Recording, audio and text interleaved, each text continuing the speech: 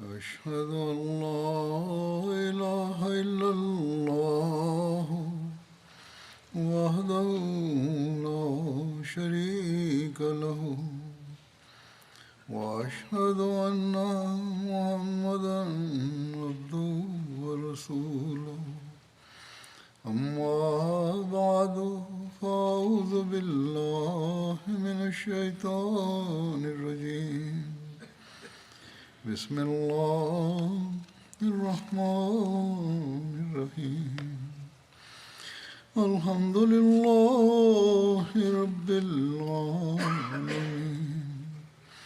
الرحمن الرحيم مالك يوم الدين إياك نعبد وإياك نستعين اهدنا الصراط المستقيم صراط الذين أنعمت عليهم غير المغضوب عليهم ولا الضالين.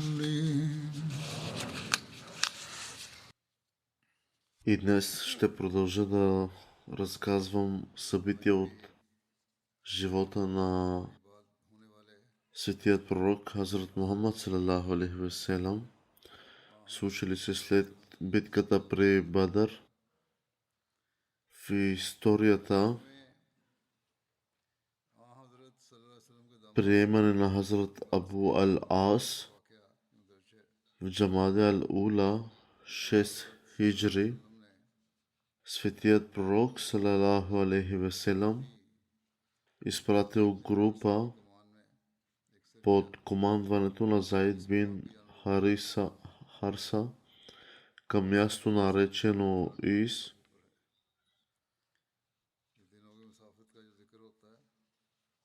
което било на разстояние от 6 дни пътуване. Тази група беше разгърната, защото светият пророк Хазрат Мухаммад салалаху алейхи васелам научил, че този керван от Мека се връща от Сирия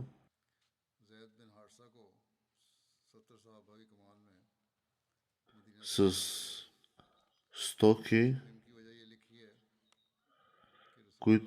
които е планирано да бъдат използвани да атакуват мюсюлманите.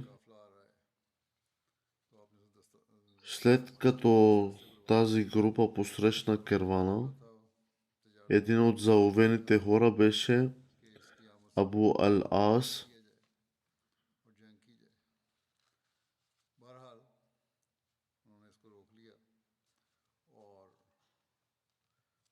Хазрат Мирза Башир Ахмад разияланху е написал в животът на Хазрат Мухаммад саллаллаху алейхи ва саллям, че Абул Ал-Ас бин Раби също беше сред затворниците, които бяха заловени в експедицията до Ис. Той беше зет на светият пророк салалаху алейхи ва саллям и близък роднина на покойната Хазрат Хадиджа разияланха. Преди това той също беше заловен в битката при Бадър, но светият пророк салалаху алейхи ва саллям го освободил при условие, че когато стигне до Мека, ще изпрати Хазрат Зайнаб в Медина. Абул Ал-Ас изпълнил обещанието си, но лично той още не беше приел ислама. Когато Заид бин Харса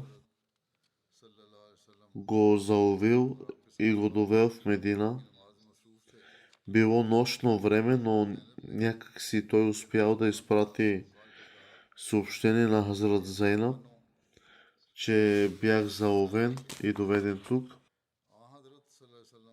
И ако е възможно дали може मुतवज्जे होकर फरमाया कि जो कुछ जैनब ने कहा है वो आप लोगों ने सुन लिया। да се направи относно освобождаването ми. И така, точно когато светият пророк салалаху алейхи васелам हुक्म रखती है и неговите сподвижници бяха किसी काफिर को पनाह दे तो इसका एहतराम लाजिम है। फिर आप सल्लल्लाहु अलैहि वसल्लम заети с сутрешната си молитва, ने मुतवज्जा होकर फरमाया Хазрат Зейнаб जिसे तुमने पनाह दी है извика с висок глас: О, мюсюлмани, इस मुहिम में अबुल आस से हासिल हुआ था।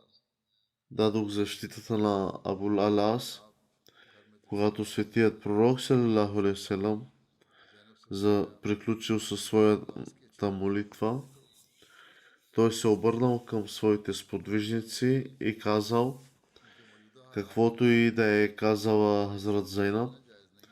вие сте го чули, चंद रोज मदीने में क़याम करके अबुल आस मक्के की तरफ वापस चले गए। но нямах предварителни, т.е. нямах известие от Аллах за това, अपने लेन देन से फरार но общността на вярващите като е една единствена душа. मदीने की तरफ रवाना हुए। Ако някой от тях предостави закрила на неверник, पहुंचकर मुसलमान неговата чест е в сила. ने हज़रत ज़ैनब को Тогава светият пророк салалаху алейхи васелам किसी जदीद निकाह के се बता दिया। обърнал към Хазрат Зейнаб आता है и казал: ние дадохме защита на когото ти даряваш защита.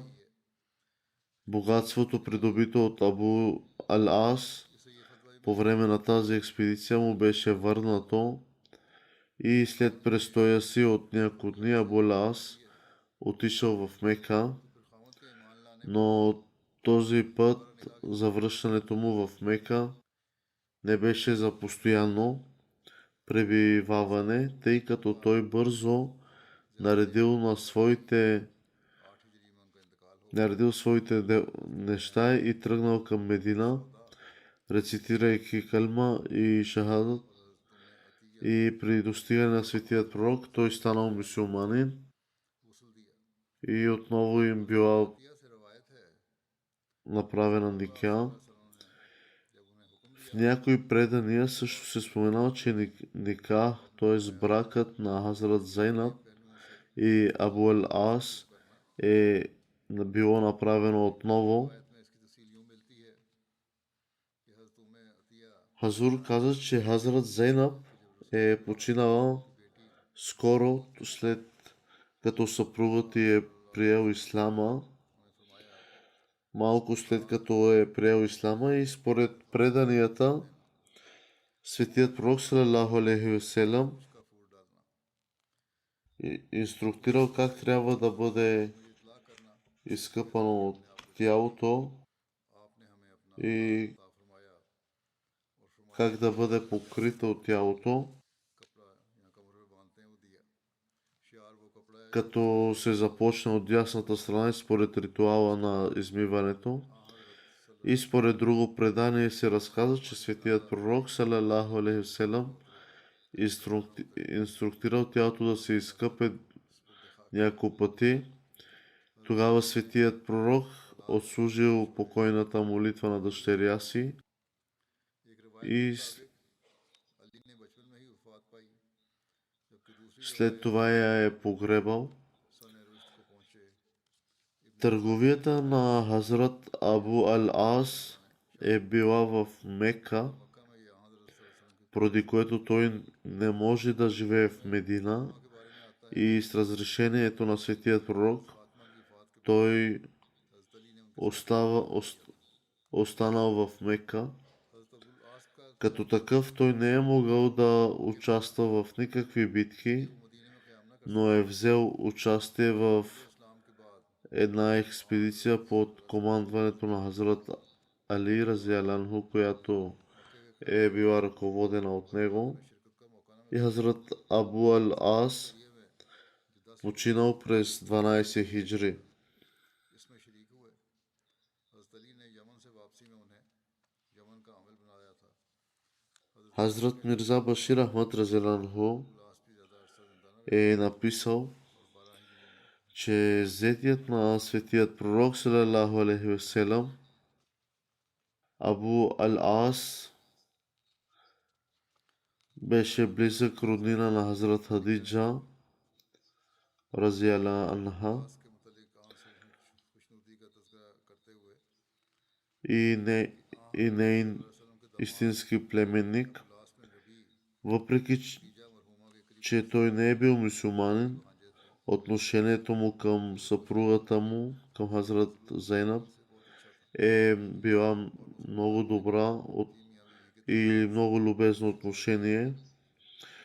И след като станал мюсюлманин, отношенията им между съпруг и съпруга също стават приятни. Затова светият пророк салалаху алейхи васелам често хвалял Абу Ал-Ас в това отношение, казвайки, че се отнесъл добре с дъщеря му, и Абу Ал-Ас починал в епохата на халафът на Хазрат Абу Бакър през 12-та година по хиджри, и неговата почтена съпруга обаче почина по времето на светия пророк. Нейната дъщеря Амама, която беше много скъпа на светият пророк, беше омъжена за Хазрат Али след смъртта на Хазрат Фатма, но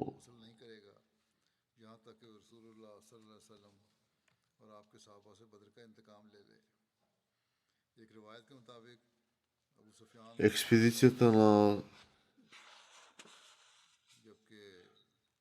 Савик се състоява през Зул Ал-Хиджа. Записано е, че след като меканите са се завърнали победени,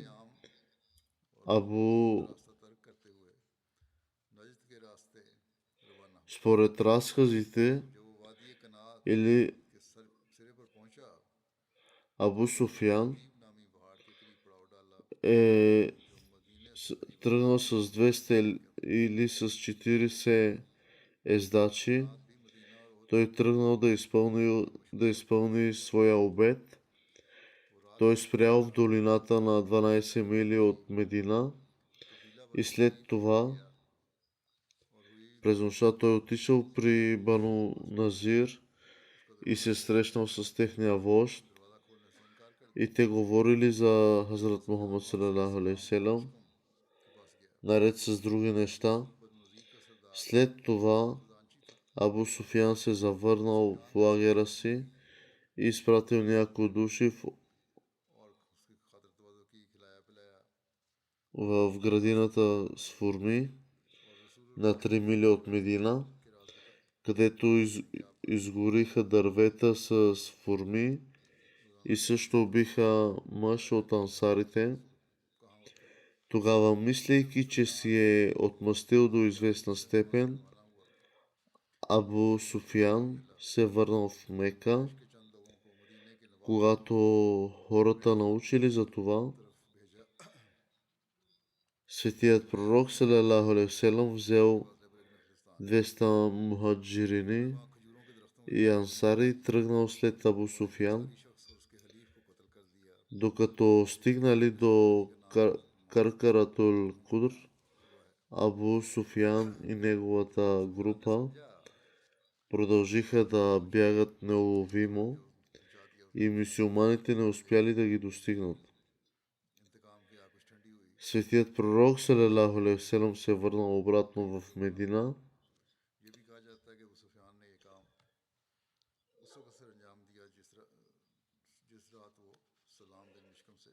Когато хората разбрали за това, светият пророк е направил наместник Абу Лавама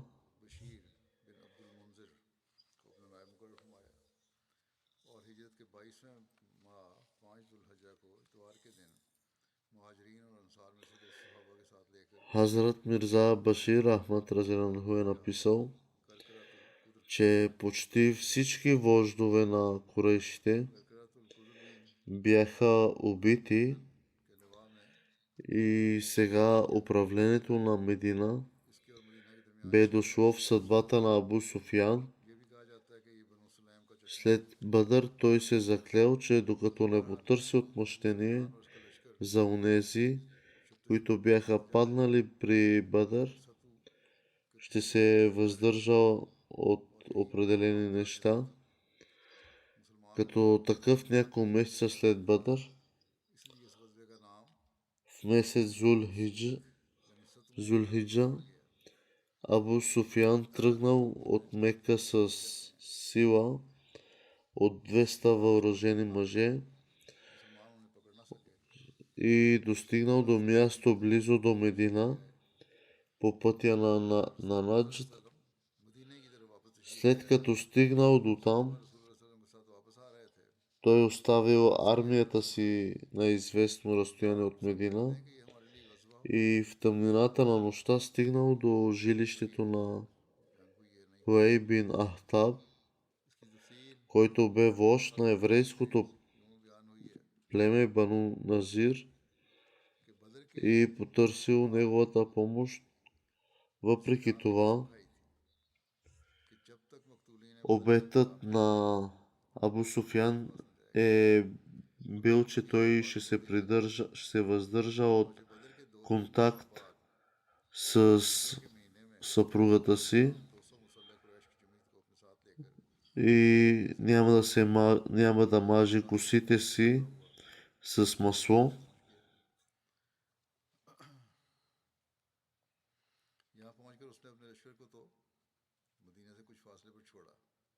Въпреки това, тъй като Хуей все още до някъде помнеше своя договор и споразумение, той отказа.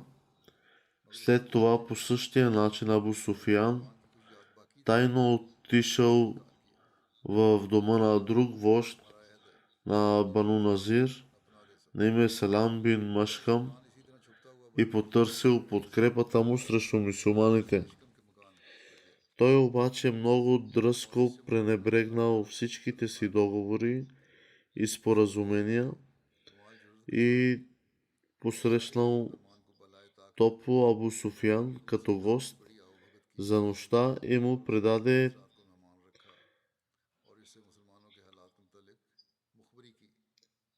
тайни сведения, отнасящи се до мюсюлманите.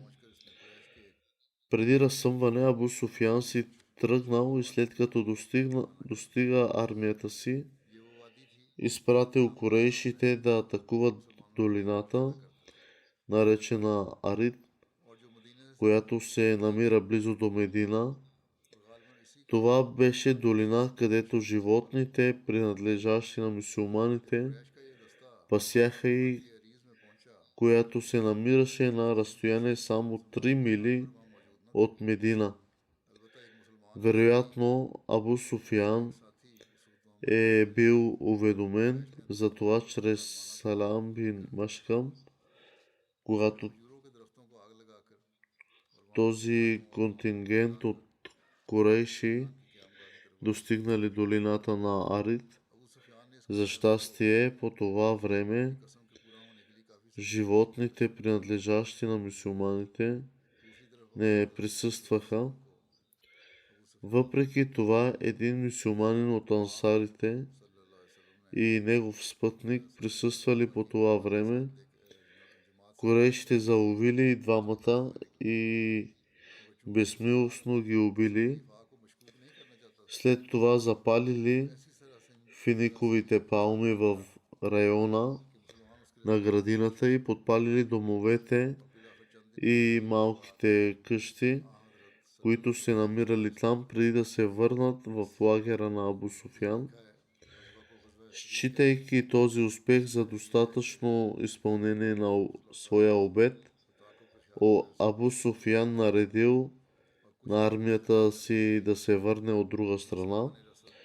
Когато светият пророк салалаху алейхи ва салям бил информиран за нападението, извършено от Абу Суфиян, той тръгнал с група сподвижници да го преследват. Въпреки това, тъй като Абу Суфиян не искаше да постави под съмнение изпълнението на своя обет, той избягал толкова трескаво, че мюсюлманската армия не успяла да го залови. В крайна сметка, след отсъствието от няколко дни, светият пророк салалаху алейхи васелам се е върнал в Медина и това е газва, известно като газва на тъй като Абу Суфиян побързал към Мека, той избягал, оставяйки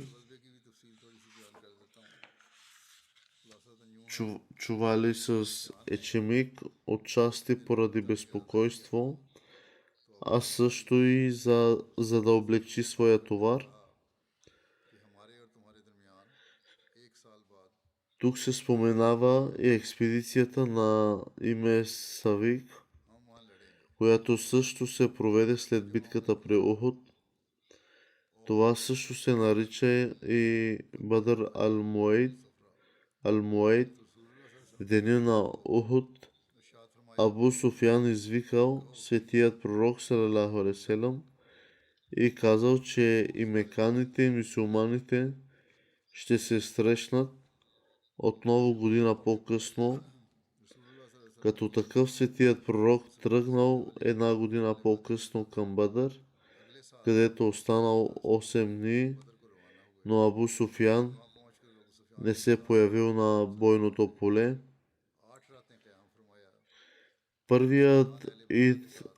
Първият Байрам Идул Азха и сватбата на Хазрат Фатма разияллаху анха. Първият Курбан Байрам е бил проведен през 2 хиджри. Светият пророк салалаху алейхи васелам е ръководил молитвата и също предложил своята жертва, като предоставил животно в жертва на Бог. Хазрат Мирза Башир Ахмад е написал, че по време на месец Зул Хиджа, вторият исламски празник е бил Идул Азха, е определен, който се празнува на 10-тият Зул Хиджа в целия исламски свят.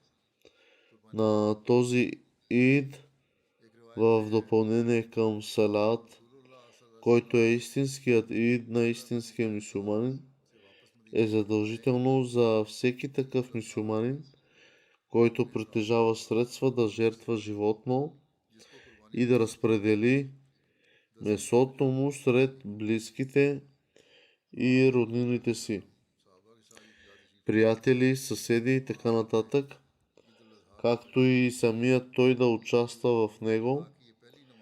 По този начин в деня на Идул Азха, както и в продължение на 2 дни, след това стотици хиляди, по-скоро милиони животни са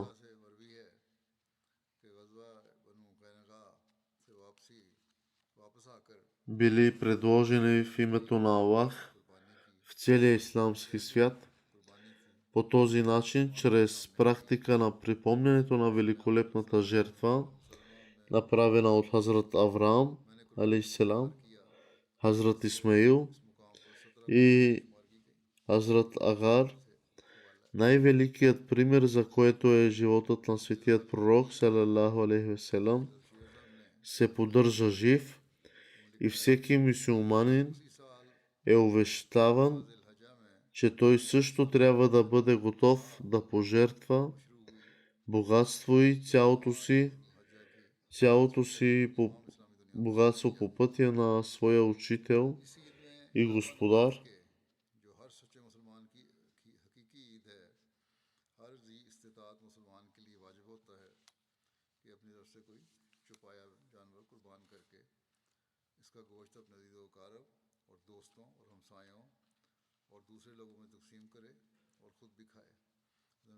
От този курбан, който се предлага за Идул Азха в деня на Байрам, човек раздава от месото на близки, познати, роднини, приятели. Остава една част и вкъщи, другата я раздава и на бедни, на нуждаещи.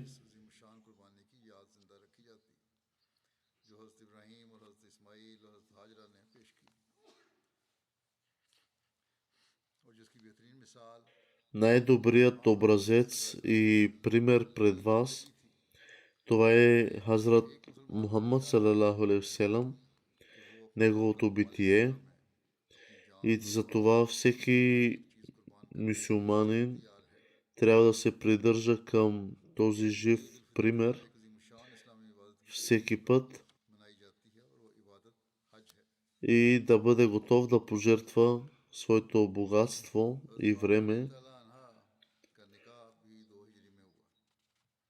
Хазрат Фатма също е била омъжена през 2 хиджри. Записано е, че първо Хазрат Абу Бакър разияланху и Хазрат Умар разияланху са поискали нейната ръка от светият пророк, но светият пророк е замълчал, запазил мълчание и не е дал никакъв отговор.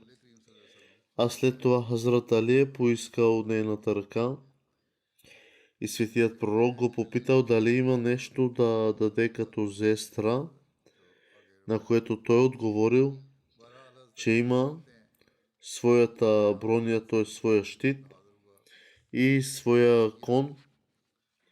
Светият пророк салалаху алейхи васелам му казал да запази коня си, че коня му е нужен и да продаде своята броня. Светият пророк беше попитан дали може да се сключи такъв брак и светият пророк потвърдил, че да, бракът между братовчеди е допустим.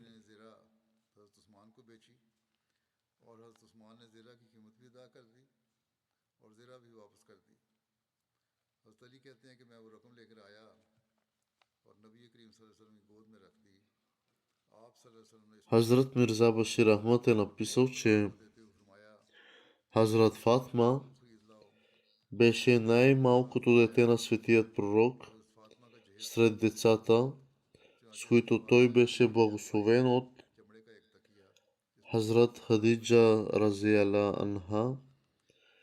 Светият пророк салалаху алейхи васелам държеше най-близко до себе си Хазрат Фатма и поради нейните лични заслуги тя несъмнено беше най-достойна за тази изключителна любов. Сега възрастта й бе горе-долу. Достигнала над 15 години и започнала да получава предложения за брак. Хазрат Абу Бакър беше първият, който отправил молба за Хазрат Фатма, но светият пророк се извинил.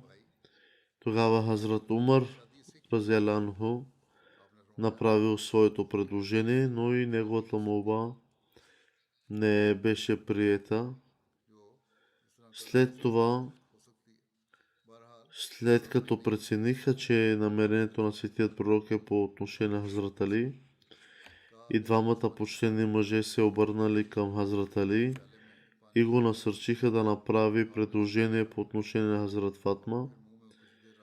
И Хазрат Али, който може би вече беше желаещ, но мълчеше от скромност, веднага се представи пред светия пророк и представи предложение, отправил предложението си.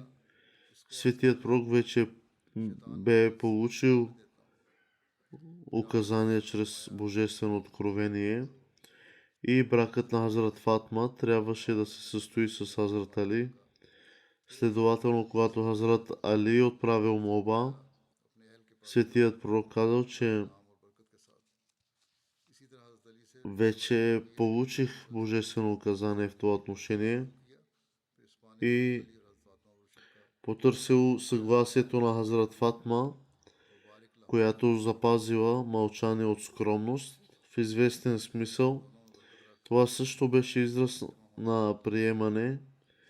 Затова светият пророк събрал група от мухаджирини и ансари, официално обяви брака им и на Хазрат Али и Хазрат Фатма. Това се случи в началото или средата на втори хиджри. След това, когато се проведе битката при Бадър, бе предложено Рухсатана да се проведе през месец Зул Хиджа, втори хиджри, и светият пророк призовал Хазрат Али и го попитал дали има с какво да плати зестрата. Хазрат Али казал: о пратеник на Аллах, нямам нищо. Светият пророк казал, че какво ще кажете за този ризник, който ви дадох онзи ден? Хазрат Али отговорил: да, това, което имам. Светият пророк каза: това ще е достатъчно да го донесе. Ето защо този ризник бил продаден за 480 дирхама и светият пророк уредил разходите по сватбата точно от тази сума. Зестрата, която светият пророк даде на Хазрат Фатма, се състоява от бродиран шал, възглавница, направена от кожа, която бе... В едно предание се разказва, че също светият пророк е дал на Хазрат Фатма ръчна мелница като част от нейната зестра. Когато тези предмети бяха уредени, имаше нужда да се получи дом, но до сега Хазрат Али най-вероятно е бил живял със светият пророк в дом, построен близо до джамията. Сега обаче се изисква отделно жилище, където съпругът и съпругата могат да живеят след брака им. Затова светият пророк инструктирал Хазрат Али да намери място, където и двамата да живеят, и Хазрат Али временно уредил дом и рухсатана на Хазрат Фатма се състоява. В същия ден след рухсатана светият пророк посетил новия им дом и извикал да му донесат малко вода. Той се помолил и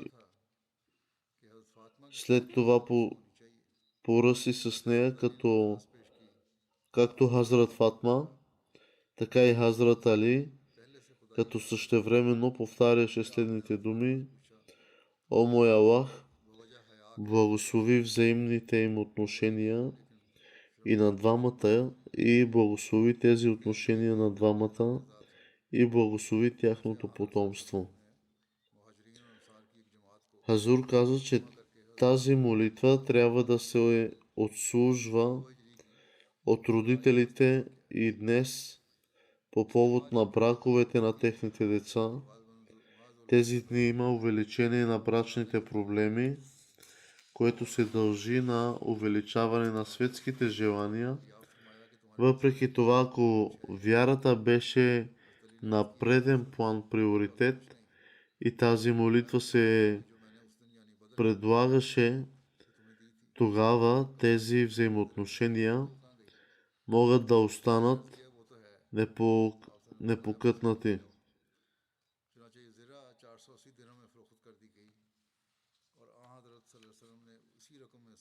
Хазрат Мирза Башир Ахмад Разелянху е написал, че след това светият пророк салалаху алейхи ва салям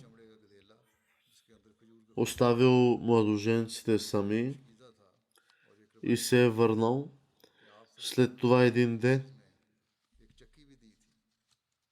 когато светият пророк дошъл да посети Хазрат Фатма. Тя казала на светият пророк, че Харса бин Нуман Ансари притежавал няколко къщи и попита, ако светият пророк поиска от него да се освободи една от тях. Светият пророк казал, че той вече е напуснал, той вече е дал толкова много домове поради ислама и заради нас. И сега се чувствам неудобно да поискам повече от него.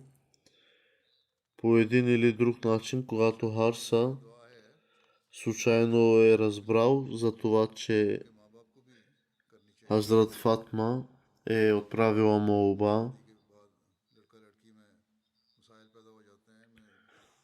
за жилище към светият пророк,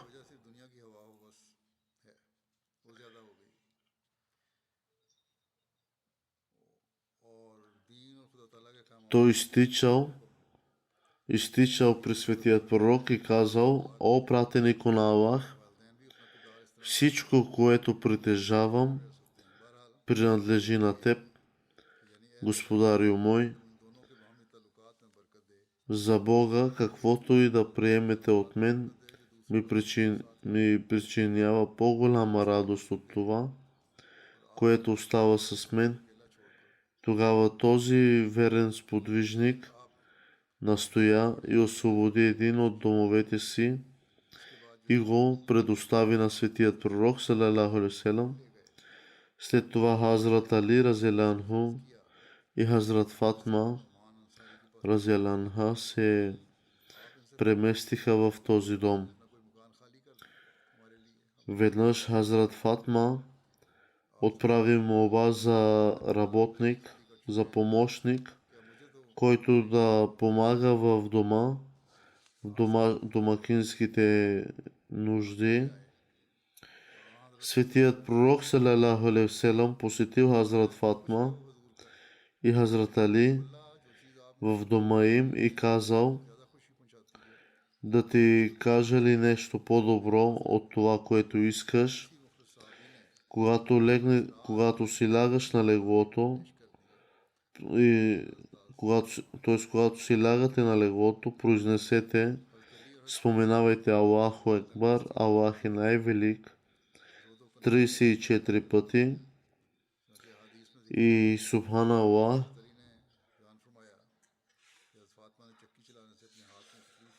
свят е Аллах 33 пъти и Алхамдулилlah, цялата възхвала принадлежи на Аллах 33 пъти. Това е по-добре от помощник и работник.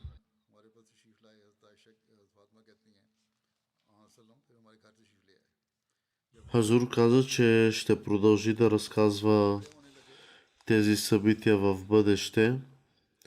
Сега искам да отправя призив за молитви в светлината на войната, в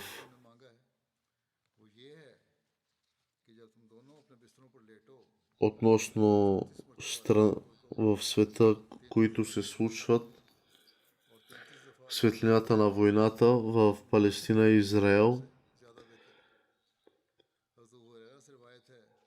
Хазур каза, че в този момент искам да отправя призив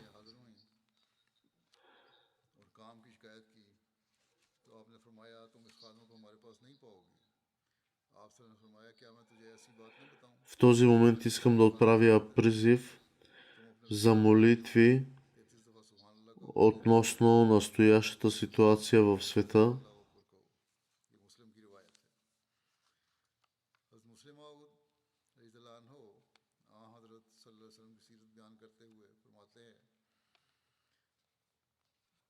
Някои журналисти на Запад или дори в Америка са написали в вестниците си, че трябва да има граница на отмъщението. उसी अरसे में हज़रत सल्लल्लाहु अलैहि वसल्लम के पास कुछ गुलाम आए, बस आप हज़रत सल्लल्लाहु अलैहि वसल्लम के पास तशरीफ़ ले गई, लेकिन आपको घर पर ना पाया, इसलिए हज़रत आयशा रज़ियल्लाहु अन्हा को अपनी आमद की वजह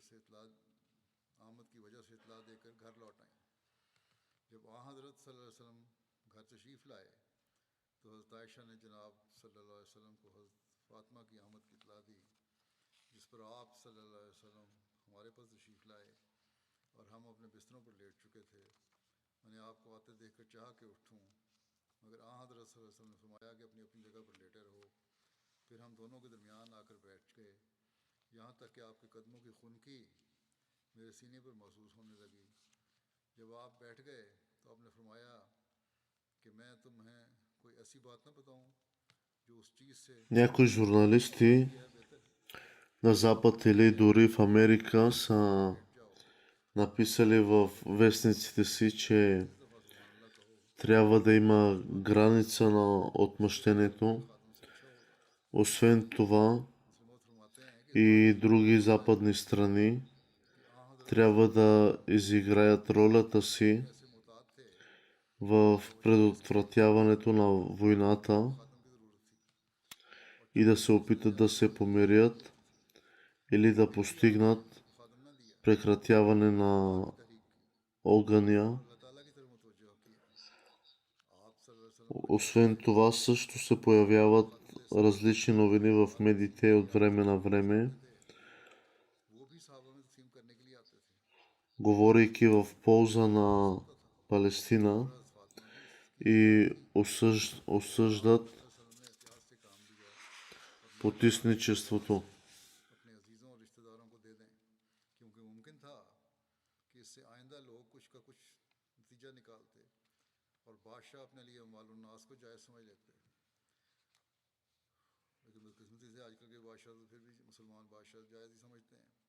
बस एहतियात के तौर पर आप सल्लल्लाहु अलैहि वसल्लम ने हज़रत फ़ातिमा को इन गुलामों और लौंडियों में से जो आपके पास उस वक्त बग़र्ज़ तक़सीम आई कोई न दी।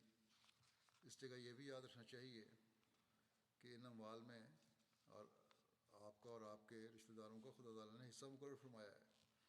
इससे आप सल्लल्लाहु अलैहि वसल्लम खर्च फरमा लेते थे और अपने मुतल्लकीन को भी देते थे। हाँ, जब तक कोई चीज़ आपके हिस्से में ना आए Затова отправям призив за молитви в светлината на войната в Палестина и Израел, че в Америка са написали във вестниците си, че трябва да има граница на отмъщението. Освен това, Америка и други западни страни трябва да изиграят ролята си в предотвратяването на войната, Израел и Хамас, и да се опитат да се помирят или да постигнат прекратяване на огъня. Но авторите също пишат, че изглежда, че вместо да спрат тази война, те се стремят да разпалват пламъците. По същия начин беше в новините в Америка вчера. Един от висшите външни министри подаде оставката си, като каза, че сме прекрачили границите, че се извършва несправедливост към невинния народ на Палестина и световните сили трябва да обърнат внимание на това. Така сред тези хора все още има почтени и освен това еврейските новини също се появяват в медиите от време на време, говорейки в полза на Палестина и осъждат потисничеството.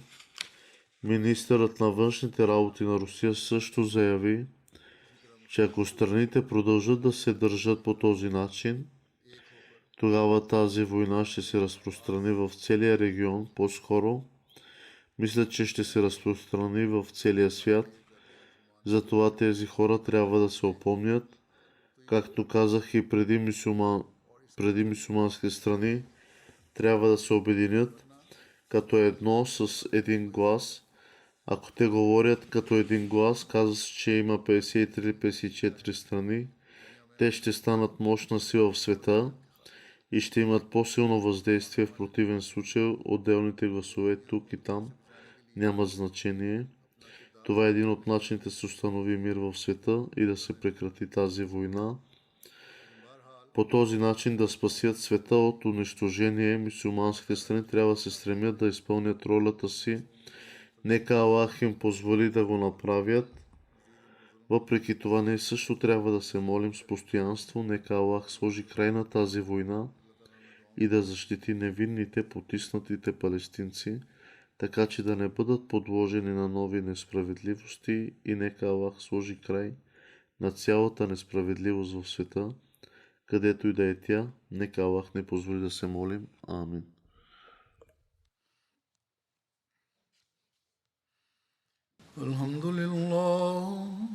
Alhamdulillah, nahmaduhu wa nasta'inuhu wa nastaghfiruhu wa nu'minu bihi wa natawakkalu alayhi wa na'udhu billahi min shururi anfusina wa min sayyiati a'malina.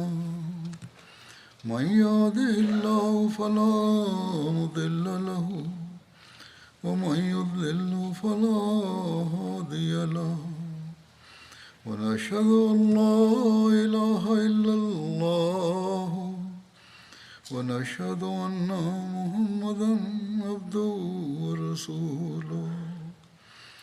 عباد الله رحمكم الله، إن الله يأمر بالعدل والإحسان وإيتاء ذي القربى وينهى عن الفحشاء والمنكر والبغي يعظكم لعلكم تذكرون. اذكروا الله يذكركم وادعوه يستجب لكم ولذكر الله أكبر.